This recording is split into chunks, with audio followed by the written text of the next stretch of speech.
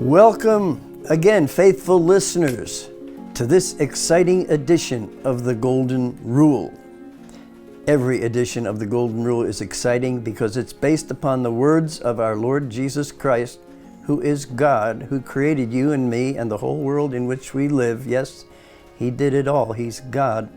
And He spoke these words in Matthew 7, 13, 14, 15, somewhere in that neighborhood. And He said essentially, treat other people the way you want them to treat you. And that's our springboard for this program. And we've had different people on from representing different age groups, ethnic groups, economic groups, whatever. And today I've got Elijah Blow with me. Thank you so much. Hey, thank you for having me on, Barry. It's great to be here. Coming.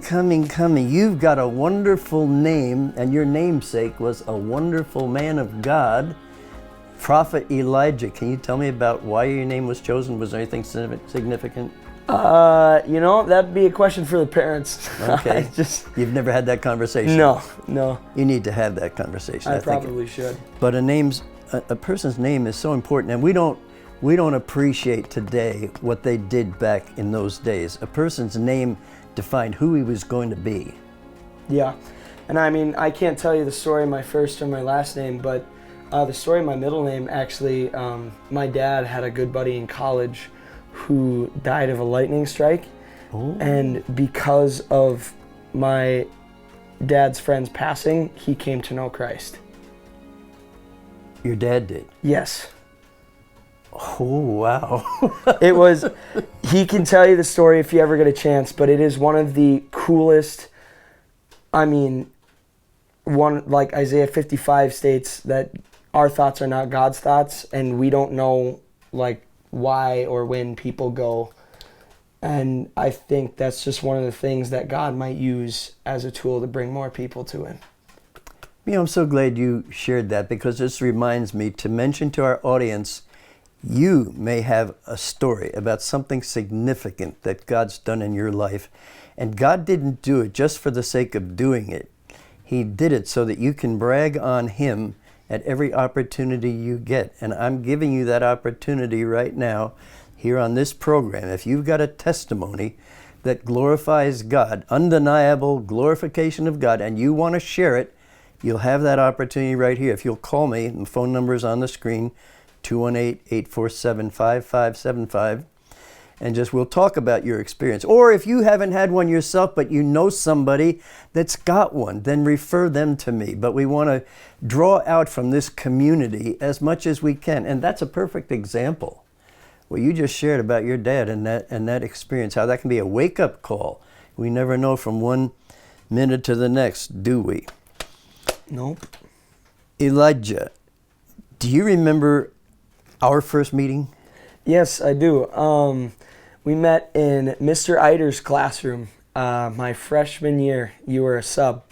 And you said, you can call me Mr. Schroeder, you can call me Pastor Barry, or Major? Yeah, Major.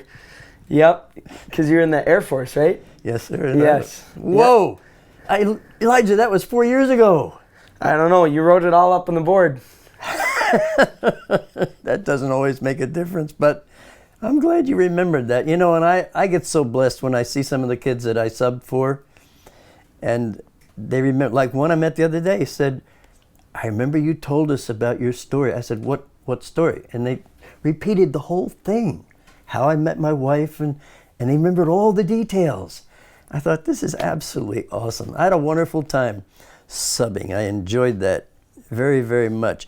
But as long as you brought that subject up, I just want to, no, I'll save that for later. My first recollection of meeting you, now you remember me because you were part of the class and I was the one and you were among dozens. Mm-hmm. So I didn't necessarily single you out, recognize you. But the first thing I remember you from is an event that I had at church, a men's prayer breakfast. Yes, I remember that as well. And you came to that. Eric Ashcraft brought me, yeah. Eric Ashcraft brought you. That's right. And I was so impressed by the fact, not only the fact that he invited you, which was a good thing, but that you accepted, you were willing to come, and you consider yourself on a par with the adults. It wasn't oh, he's just a kid. I mean, you were there, and you were obviously hungry for God because you didn't have to come. But that is so neat that Eric invited you to that. And that's one. So did that make an impact on your life at all, that particular event? I don't remember much from the impact. Sure. But I can tell you that Eric, he was my small group leader at my youth group in 6th and 7th grade. And we've kept in touch ever since. And I don't know when this will air, but we're going to help him celebrate his birthday over this coming weekend. Oh. And we've just stayed in touch. Eric's a great guy. If you ever get a chance to meet him, you've got to do it. He's full of wisdom, and his sense of humor is also a big plus there. And he loves the Lord. Oh, don't you feel sorry for people who don't love God? I don't. So when did Jesus become real in your life? Was there a specific something or other? I mean, not really. I grew up in a Christian home, so it was like, it was always there, and there was always stuff there. I was baptized at 7. I was baptized at the public access at Long Lake. Our church used to hold the baptisms there during the summer. Uh-huh. And I remember sitting up on the hill, I think to the right, and my dad had said, "I'm not going to force you to do anything. When it's your time to choose, you go and do it." And it took me, I don't know, a few minutes. I went back and forth, and I'm sure it was a lot cuter than how I'm about to say it now, but I just said, "Dad, I'm ready to go." Yeah. That is 7 years old. You knew what you were doing. I hope so. Yeah. Yeah. Well, you remember the event. Yeah. A lot of people don't remember their baptism because they weren't old enough to remember it. Yeah. But anyway, so that's great. So you grew up as a Christian throughout your school years. So did you have any opportunities in school to bring Jesus into a conversation? Were you active in that way as far as witnessing to other people? So yeah, I think one of the things that was hard for me is just being bold enough to do so. Because growing up like at a secular school, and granted, my dad prays for me every day, and when he would drive us to school, that would always be something great. But when I was younger, that never really registered to me as like, hey, this is an opportunity for you to tell kids about Jesus. Mm-hmm. I just went to school. Yeah. But the past couple of years have been a little bit different in the fact that my parents and my youth pastors and everybody who's helped me grow as a Christian and as a man have really been pushing not only me but like our age group as well within the youth group and the church to just step out and make Jesus normal again.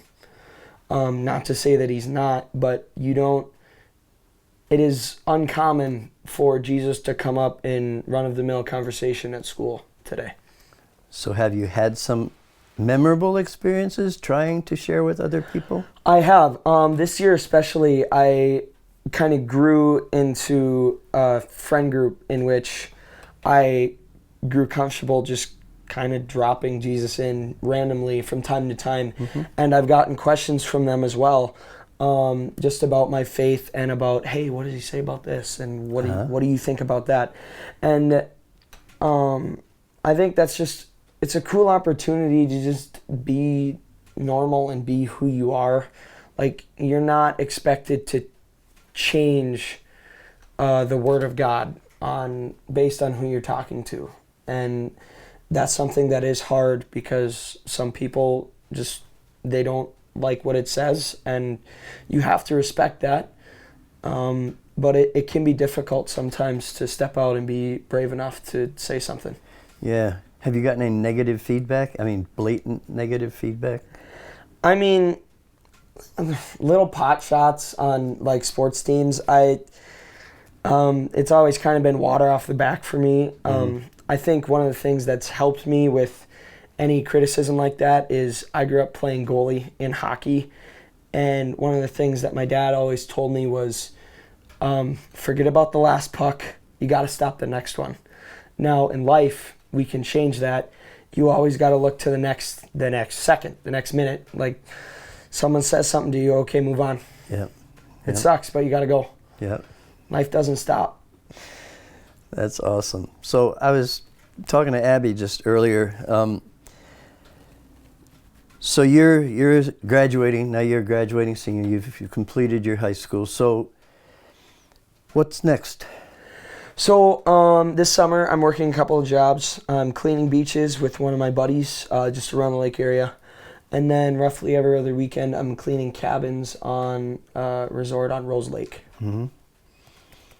Okay, and after that? We've got. I don't have a job lined up for the fall yet, and then any and all money that I make within the next roughly year will go towards a program called Youth with a Mission. And what that is it's a 5 to 9 month missionary training program. And they've got, I don't know if it's international, but I know they've got multiple sites nationally. Their big one is in Koa, Hawaii. I know they've got ones in Denver, Montana, California. And the one that I'm doing is called the Discipleship Training School, and it's based in Lakeside, Montana. So for the first 3 months, they do like classroom work for missionaries, like just general training. But what we do is we do all of that while we're learning outdoor survival skills, just south of Glacier National Park in Montana. Oh, tough duty. Oh yeah, yeah. It's gorgeous country out there, and I love Montana. It's got to be second to Minnesota in my heart, and it's a beautiful country, and I'm really looking forward to the experience. YWAM, Youth with a Mission, Yes. YWAM, is a great ministry. It is totally international. They've got bases in Switzerland and all over the place. My two of my grandchildren went, and so you're going to love it. And I'm just so encouraged to see young people putting God at the top of the list in terms of their career choices, rather than just saying, oh, I'm interested in this, or I'm good at this, therefore that must be what my career path should be. And God could be saying something entirely different. It's not that He can't use your interests or use your abilities, but He may have a specific path that He wants you to walk. And so as you seek God and ask Him, then He'll give you that specific direction. I believe the YWAM thing is perfect. I'm excited for you, and who knows where it's going to lead you.